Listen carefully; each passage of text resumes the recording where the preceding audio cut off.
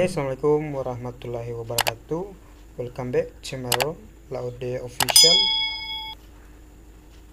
Di kesempatan kali ini, pembahasan kita masih seputar seleksi penerimaan pegawai pemerintah dengan perjanjian kerja atau lebih familiar dengan sebutan P3K.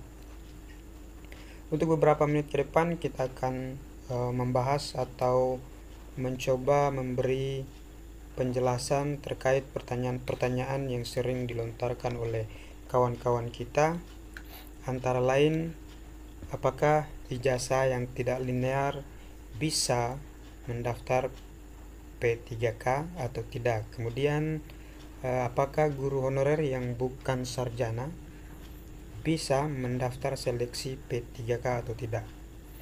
Kemudian pertanyaan-pertanyaan lain juga kita akan jelaskan di sini, tentunya full dan juga tuntas. Oleh karena itu tetap stay tune di channel kita. Dan sebelum kita menuju konten pembahasan kita pada kesempatan kali ini, saya menghimbau kepada seluruh pemirsa channel ini atau siapa saja yang menonton ini agar mari kita banyak mengirim doa terhadap salah satu ulama besar negeri ini yang tadi baru saja kembali ke pangkuan Allah Subhanahu wa Ta'ala, yaitu Syekh Ali Jaber, ulama yang sangat menginspirasi kita semua. Mudah-mudahan Syekh Ali Jaber ditempatkan di tempat yang terindah di sisi Allah Subhanahu wa Ta'ala. Amin. Dan mari kita menuju konten kita. Oke, seperti yang kita ketahui bersama bahwa setidaknya ada 3 persyaratan umum. Tentu saya pikir kita semua sudah mengetahuinya, yaitu seperti dilansir atau dikutip dari laman resmi Kemendikbud. Syarat pertama, guru honorer K2. Bagi guru honorer K2 ini harus sudah terdaftar di data pokok atau di Dapodik database BKN. Kemudian yang kedua, guru honor yang terdaftar di Dapodik di sekolah swasta maupun di sekolah negeri. Jadi guru-guru honor tersebut sudah harus terdaftar di data pokok pendidik di sekolah masing-masing.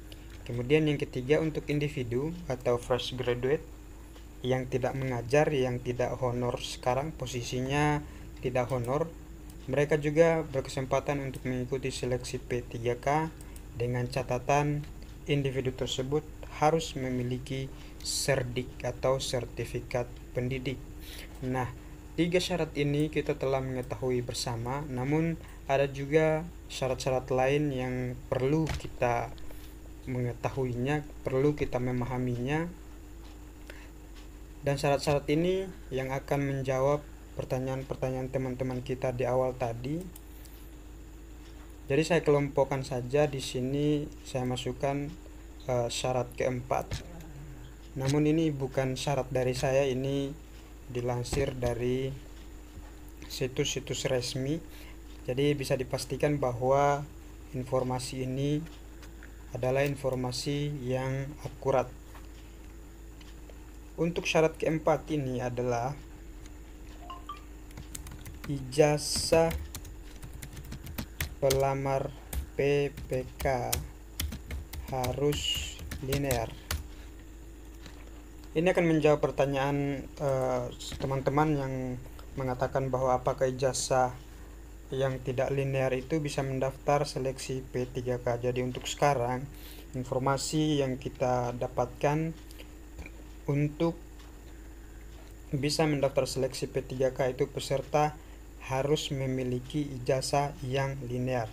Artinya adalah peserta yang akan mendaftar P3K ini harus memiliki ijazah sesuai dengan formasi yang dibuka. Misalnya guru bahasa Inggris di SMP atau guru bahasa Indonesia atau guru bidang studi lain harus sesuai dengan bidang studi tersebut. Yang jadi pertanyaan banyak pihak adalah apakah sarjana pendidikan yang mengajar di SD. Tentu kalau di SD harus PGSD ya, harus pendidikan guru SD. Apakah mereka bisa mendaftar di seleksi P3K ini atau tidak? Jadi jawabannya untuk sementara tidak, namun kita mari berdoa bersama-sama, mudah-mudahan kebijakan-kebijakan ini masih bisa direvisi, karena sebagaimana kita mengetahui bersama, banyak pihak yang menolak skema P3K ini. Mudah-mudahan ini juga termasuk agenda yang akan mengalami revisi. Jadi informasinya seperti itu. Untuk pelamar P3K ini harus memiliki ijazah yang linear.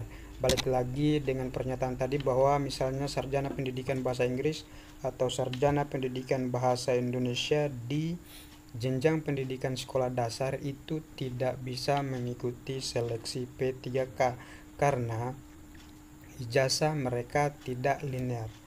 Nah, pernyataan ini juga ijazah PPK ini harus linear, ini juga menggugurkan syarat yang di poin 2 juga poin 3. Jadi walaupun pelamar tersebut sudah terdaftar di data pokok sekolah atau Dapodik, kemudian sekalipun mereka memiliki sertifikat pendidik, namun itu bukan acuan. Namun acuannya adalah ijazah mereka harus linear. Hal ini bisa dilihat informasinya seperti yang dikutip di jpnn.com.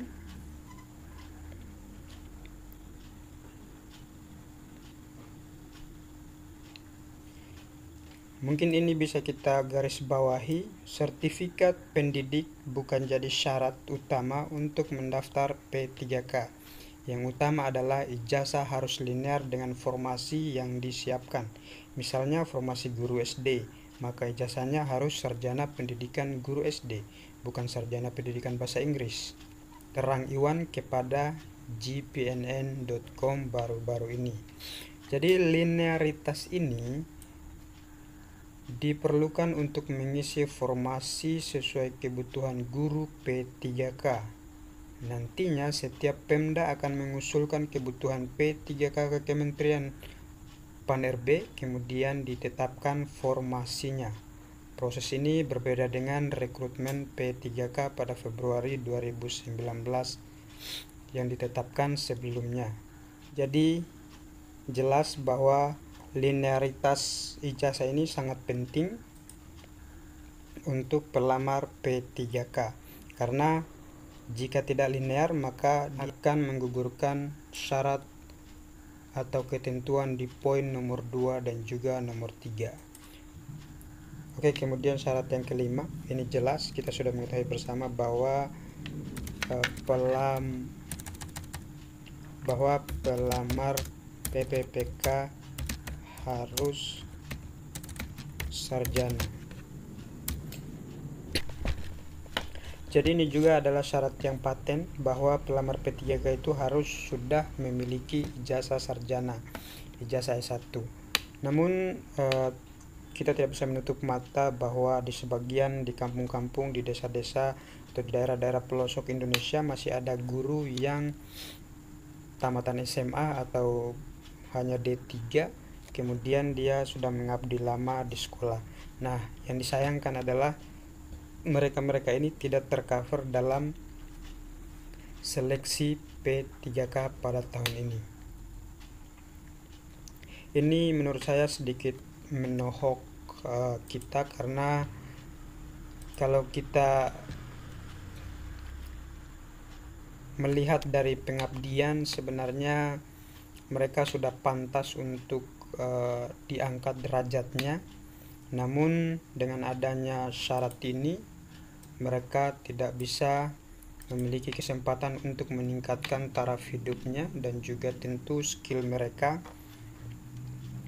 karena terkendala oleh syarat nomor 5 ini. Jadi menurut saya mungkin pemerintah tidak perlu melihat kualifikasi ini, mungkin diganti saja dengan dedikasi ya. Kalau menurut saya, setidaknya mereka sudah mengabdi lama.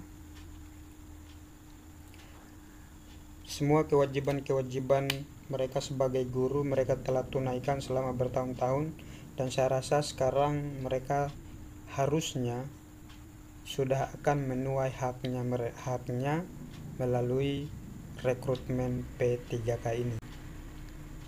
Karena kalau kita berbicara mengenai guru, saya pikir pengalaman adalah yang paling berharga ketimbang cuma sebatas teori.